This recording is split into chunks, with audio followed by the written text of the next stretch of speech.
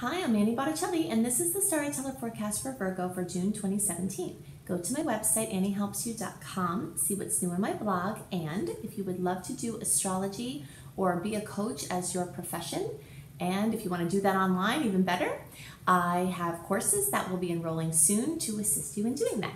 So what's going on in the month of June? This is so exciting. This is one of the only 2 months in the whole year where we're completely free from personal planet retrogrades and their shadow periods. So for forward movement and momentum, you can't go wrong with this month, especially the first 3 quarters of it. It's just made for magic. We've got a lot of individual transits that I'm going to share my take on and the dates of those later, but first I want to focus on one amazing transit, which is Jupiter going direct in Libra. So Jupiter has been in retrograde since February. Jupiter is in the sign of Libra, so that means for all people, Jupiter is in a cycle where it's expanding personal relationships, expanding personal connections, expanding, getting on the same page and creating synergy in relationships. And while it was going retrograde, especially coupled with the energy of Venus retrograde and Mercury retrograde, it was really about looking for those weak links where there was interference with you having better relationships and being surrounded by more harmony and peace. So now that Jupiter is going direct, there's more of a chance that this forward movement and momentum can take over. But there are also some energies specific to Virgo that I want to talk about before we get to more of the general transits. And that has to do with where Jupiter is awakening in your personal chart. So for the early and middle degree placements, so that's basically the first 2/3 of the sign, if you're looking at the dates, you know that the sun is in Virgo, or the first 20 degrees or 19 degrees of if you're watching for your rising sign. Those are the early and middle degree placements. And so Virgo people will have, well, you all, the early middle, will have Jupiter awakening in your second house. The second house has to do with money, your value system, your actual income, your belongings, your possessions. And it also has to do with connection to the earth or sensual experiences. It has to do with luxury items. There are a lot of things that the second house rules. So when Jupiter was going in retrograde, there was more of a backwards and inward focus. And now that it's going direct, it's time to use the energy actively again. So what we want to do is to plant as many seeds as possible for your income. If there are things as far as living more in sync with the earth or having more luxury items or anything having to do with this Taurus energy, you want to plant as many seeds as possible. When you have a Jupiter transit, this is the first time in 12 years, and it will be the last time for 12 years, that you have this really big chance to plant seeds that can grow over the next 12 years to be your financial security, to be your highest evolution of your value system that works most for where you're at right now.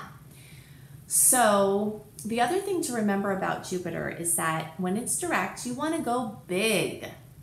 In general, even when it's retrograde, you can go big, but it's more going big for the internal process. And when it's direct, especially in June, where the personal planets are, everything is just saying charge forward, it's full speed ahead, you want to be very active with going big with your finances, or with your commitment to the earth. It's interesting that this Taurus, the second house energy, equally rules living in sync with nature, and like being off the grid or, conserving or using renewable resources. It rules that energy just as much as it rules luxury items, So whatever is up for you is part of what you're trying to bring more of in your life. And I certainly have no judgment on either spectrum of the table.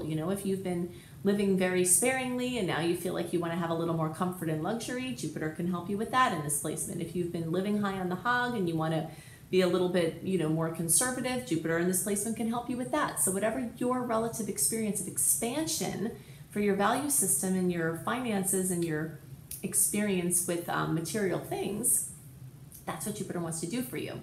So I see many people, myself included, go through a massive income increase when Jupiter goes through the second house. So this could be coming for you with this placement. It can also bring you more hope before the big financial showing comes. So sometimes we have those signs or that feeling like something is coming before it actually happens. So when Jupiter wakes up, you might have more optimism regarding your finances or more actual showings of an improvement in your finances. It's also important to note that by needing less and spending less, you actually have more, because there are a couple of ways you can improve your financial picture. One is to just make more money, and Jupiter in this placement can do that. And remember, new late degree placements, even though we're not focusing on you for this right now, this is coming for you. So nobody's left out of this Jupiter in the second house equation. It's just staggered as to when you'll experience it more as a focus. So anyway, Jupiter in the second house can give you more money because you start budgeting better and you start managing your money better so that you have more money, or it can just bring in more money. You know, there are a lot of different ways that your finances can be improved. It's not just making more money, although that's strongly highlighted here. If you're looking to make a major purchase or a sale of a valuable item, then Jupiter in this placement can help. And certainly this is the best month for a while for really making a big financial decision. You know, in the retrogrades, you had to be getting a good deal on something if you're going to be buying it. At this period of time, that matters a little bit less. So you're just kind of open for making your purchases. If you have to buy a new car or a new device, I really love up through close to the 24th for that. And I'll give you the details on more dates. I like the beginning of the month, like the 1st and the 3rd for that too, if you have to make a big purchase like that. You can also feel more valued or valuable with your self-esteem as far as what you're offering. That's something else that the second house Jupiter transit can do. And sometimes Jupiter in the second house just brings more stuff, you know, period. So for you late degree placements, you still have Jupiter going through the first house. And the capacity of Jupiter to lift, the energy of Jupiter can be very uplifting, is really pronounced here as far as your self-esteem and your self-confidence and how you're viewing yourself. You can expand how you and other people see yourself and see, you know, other people see you when Jupiter's in the first house, because it's making you see yourself different. So if someone that says, what do you do? Then you describe what you do maybe as your profession or as whatever. Then you start to have a different vision of what you want to become. You can use this energy to create that as the new vision, you know? We weren't born having this certain reputation for doing a certain thing. That was created over time. And so if you have a different way you want to frame yourself to the world, you can do that. And this is especially helpful for your late degree placements to have Jupiter in the first house doing this. Your health and your vitality can become a major focus. So remember that Jupiter can amplify issues as part of getting to a solution. So you can have an increase in health issues that comes from Jupiter trying to strengthen weak links so that you can have better health. And certainly one of the great outcomes of a Jupiter in the first house transit, and some of you all early and middle degree placements maybe have experienced this already, is from focusing on the health and vitality and issues, like discovering issues that have been interfering with your vitality. You can have better health from this transit, even if it's not readily apparent at first. Some people, it will just be readily apparent. Your health will improve as soon as Jupiter is there, especially as soon as it goes direct.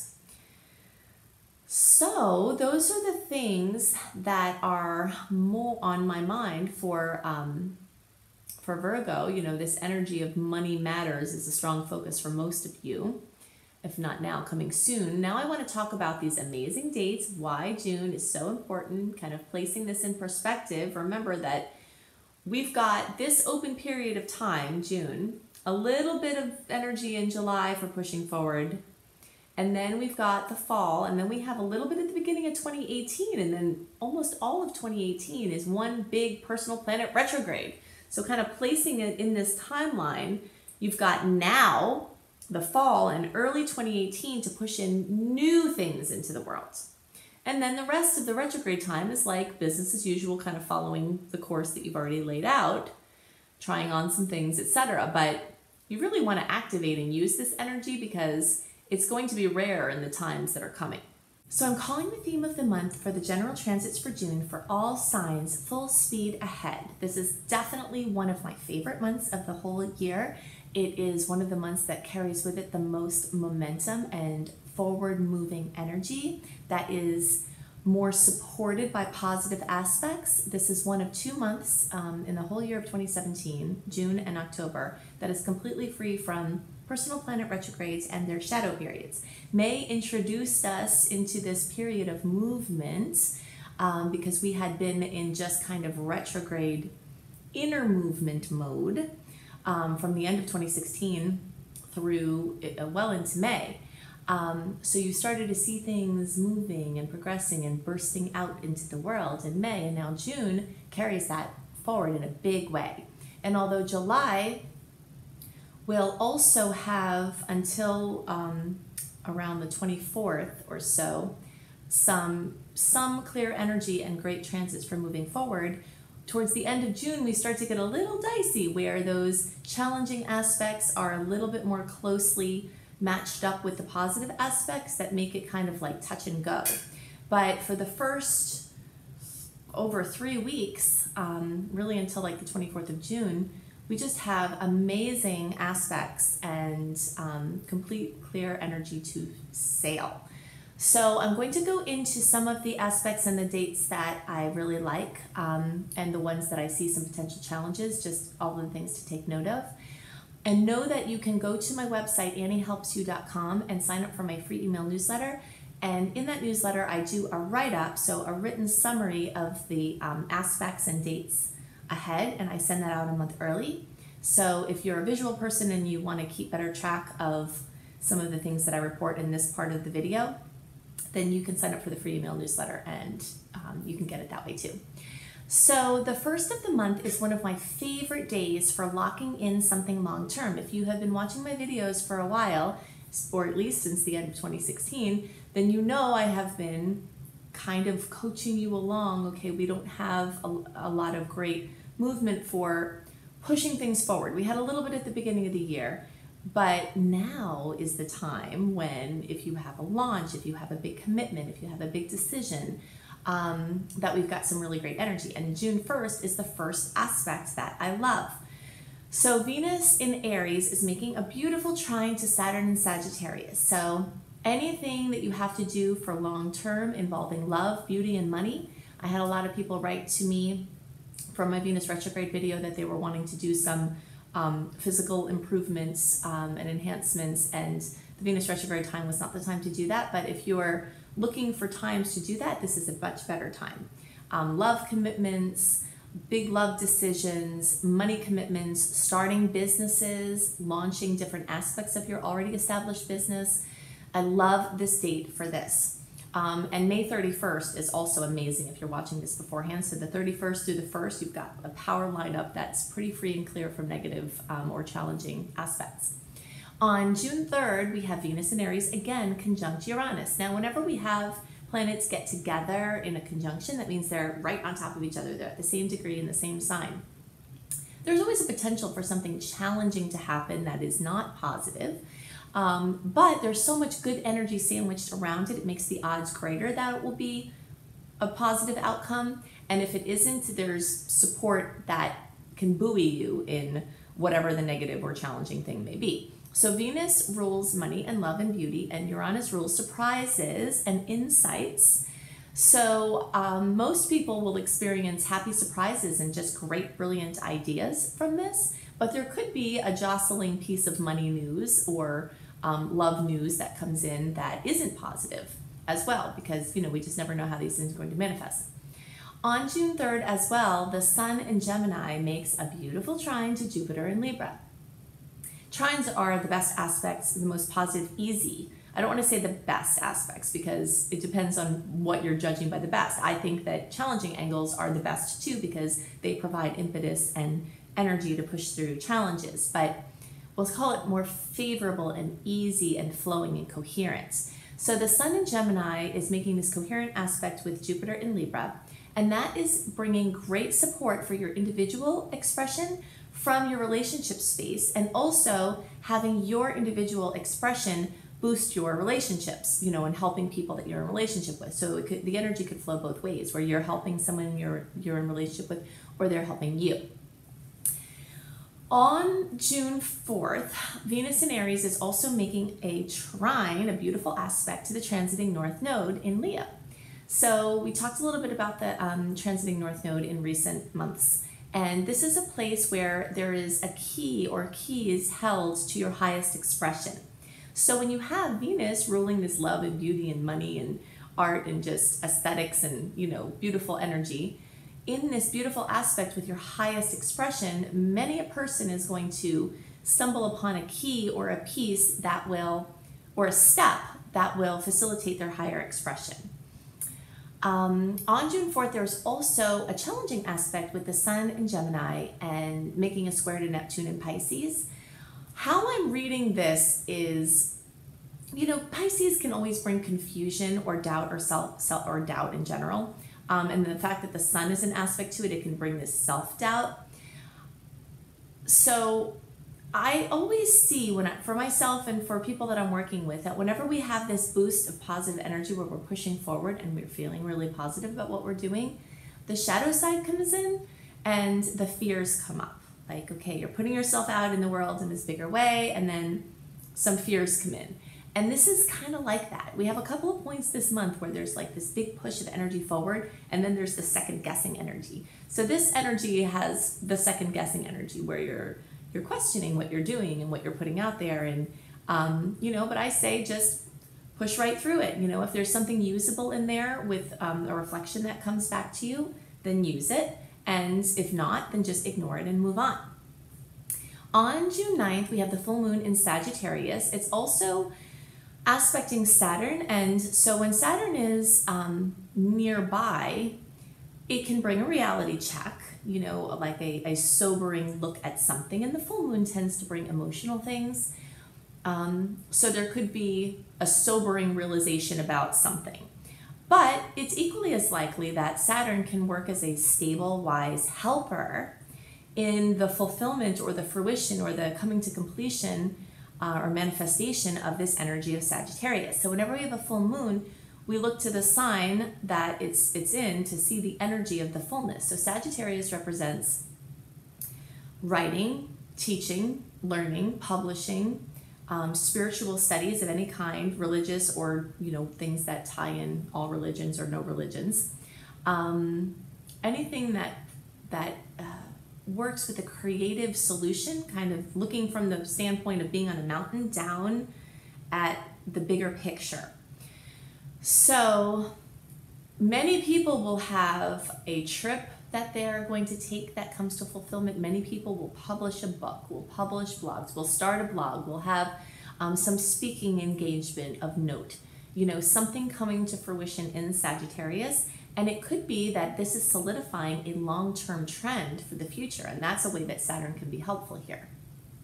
Saturn's been moving through Sagittarius and sort of taking these energies of the big dreams that are up here and forcing you to do the work to bring them down into fruition. And so I see this as hard work manifested in a wonderful result with Sagittarius based things.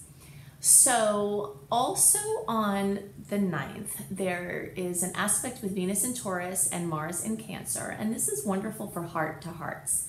The energy of Mars in Cancer is a little bit awkward because Mars generally rules, Aries and is a co-ruler of Scorpio. And there's sort of this intensity, and it's, and Aries energy is, very physical. It's not very emotional.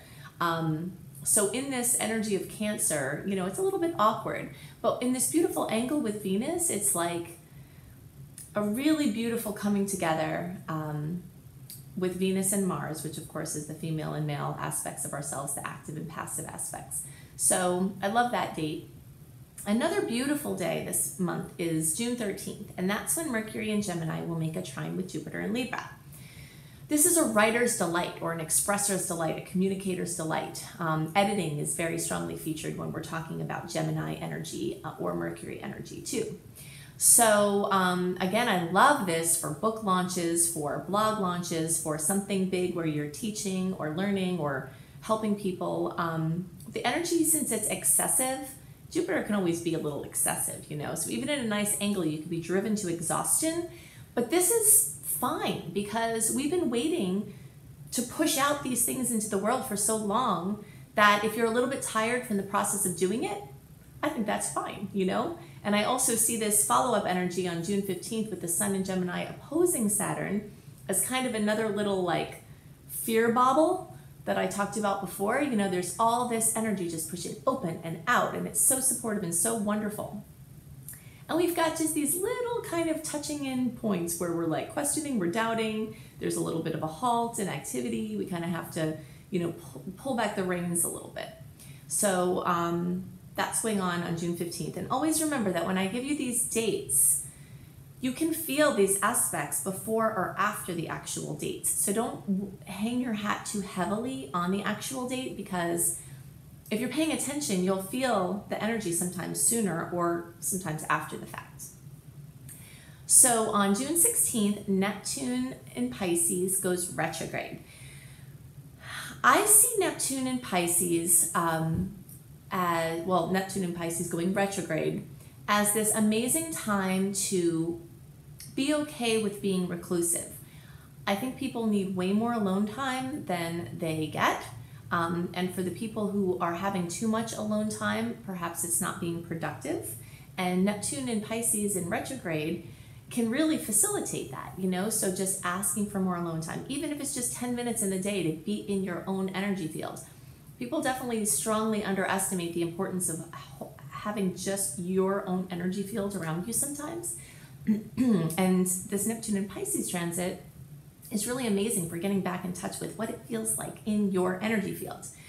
You know, draining it out, clearing it out, and seeing what it feels like in there, and getting more familiar with what your energy is when it's not mixed with all the other people that you are, you know, brushing up against, your field's brushing up against throughout the day. Yes, let's see. Okay, so June 18th, we have another beautiful aspect with the Sun in Gemini, making a sextile, which is a favorable angle, to Uranus in Aries. Whenever we have this 60-degree angle, it wants some action. You know, trines are energies that tend to just bring things, whether you do anything with them or not. And these sextile energies are things that they really want you to take action on. So like an opportunity is presented, but you have to do something with it. Or you have two potentials sitting together and then you have to activate them. I always think about these angles as having ingredients on your counter in your kitchen, you know, for whatever it is that you want to make, cookies or whatever. And so it's like you have everything there you need to make the cookies, but you have to actually mix them together and bake them and to make them. So as you have opportunities that come to you, we are just leaving a time where it was sort of time to mull over those opportunities or to take small steps or intuitively based steps and not just go blasting forward for the sake of it. But this type of energy, and we've got another one coming up, which I'm about to mention, is sort of this time to like take action and activate. On June 18th as well, we have Mercury in Gemini opposing Saturn in Sagittarius. So this is another little bit of a, it could be a fear bobble, or it could be just like a break point, you know? When Saturn opposes Mercury, there's some sort of a person being stern, an authority figure putting the clamps on your expression, you know, when we're not regulating ourselves, something steps in from outside in this, you know, we're in this reflective experience in the universe, this holographic experience. So if we can't control or manage or regulate ourselves, often something comes from outside to do that. So as we live in sync with the aspects in astrology that are occurring and with other synchronicities in our lives, it makes it more clear when something is kind of nudging us to back off a little bit, you know? So this is a full speed ahead month. We've got a couple of touching points where it's like you have to manage your horsey so that it doesn't get out of control and you don't go too fast and fall over. So I see this as another point here around the 18th. And also, you know, just to kind of check in with you and your purpose and your intuition, because sometimes someone says something from outside of us that can serve to damper our energy about something we're doing, but if it's not true for us, then you can just keep moving on. And if you are sensitive to it, then that shows you that you have a little bit more inner work to do, because it's still bothering you what other people think in a way that might be interfering with what you're supposed to be doing. So on June 20th, Mercury in Gemini makes a sextile to Uranus in Aries. We talked about the Sun making the same aspect a couple of days before, and now we have Mercury doing the same thing. So your expression is given a major boost, a major insight, some brilliant energy comes in to support you. This is a really amazing energy. But again, you might have to do something with it. There's like a potential sitting there and you have to activate it. On the 21st, and now we're starting to kind of move into this, this energy of emotion. A sub-theme for this month I was calling motion and emotion, because the Gemini energy is all about movement, and then as we get towards the end of the month, the Cancer energies become very prominent, and that's about emotion. So it's, the movement and motion, and then now we're moving into a more introspective energy. So here on June 21st, we have the Sun in Cancer making a conjunction to Mercury. And the emotions are going to run high, for better or worse. It's a wonderful time for feeling, for journaling, for connecting, for being cozy in your home, for, nestling into companionship with someone that's close to you. On the 23rd, we have the new moon at almost 3 degrees of Cancer. So there's this energy opening up around home and family. We do have a couple of challenging aspects with that new moon, with Saturn and Chiron, that could bring up old wounds. But we also have a really nice energy with Uranus, which could bring sudden insights that help you to view those wounds in a different way. It's really amazing how perspective can change everything, and that you can look back at an event or at a present event with certain eyes, and then if something happens and you shift how you're looking at it, that it can look radically different. So this is a theme that's beginning at the end of June and moving into July, where we're kind of feeling into how we're looking at our lives through the emotional lenses. So on June 24th, we have a beautiful aspect with Venus in Taurus and Pluto in Capricorn. I see this as the power of unseen forces, or people in powerful positions, companies in powerful positions, anything that's like a lesser seen or harder to pin down, energy supporting your money, your love, your artistic expression. And this is really the last aspect of the month that I really love for trying to do much with, because even though we have a couple of aspects between June 25th and the 29th that have some sweetness to them, they're really just alternating these Mercury and Mars in Cancer with these aspects with outer planets and also with each other, that are just bringing a lot of up and down emotions. The earlier part of the month is not very emotional. It's more action, and it's thinking and planning and action oriented. And as we get towards the end of the month, there's just a lot of feeling going on. And that, like I said, that trend is going to continue into July. So my recommendation for the end of the month is, to ground your emotions as much as possible. I always love bare feet and hands in the earth with that third eye up against a tree. Anything that drains your energy field, Epsom salt baths, EFT tapping. There are a million ways you can clear your energy field, but you're going to need to do more of it, especially towards the end of the month. So when the energy is flowing well, just keep rolling on. And then when you have some things that come up that cause you to really need to feel, or you're confused, then just hold up. So that's going to be a theme for the whole month. So definitely sign up for my free email newsletter to get a written version of these things and more.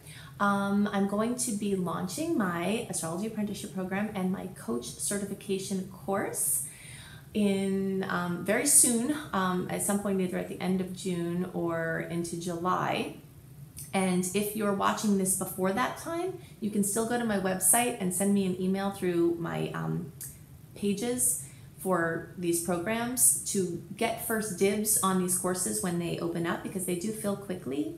And if I know beforehand that you're interested in them, then you'll get a pre-public chance at open slots before I open it up to the public. So if you want to be a coach as your job, as your profession, and learn how to bring that business online and have an internet presence, or if you want to learn astrology, or if you want to include astrology in your offering for your coaching, then I am your friend in this. This is my department. So check out my website, anniehelpsyou.com. Also see what's new on my blog. I hope you have a wonderful month and that you get lots of active productivity and just blasting forward into the direction of your dreams happening for you. And I'll see you next month. Bye.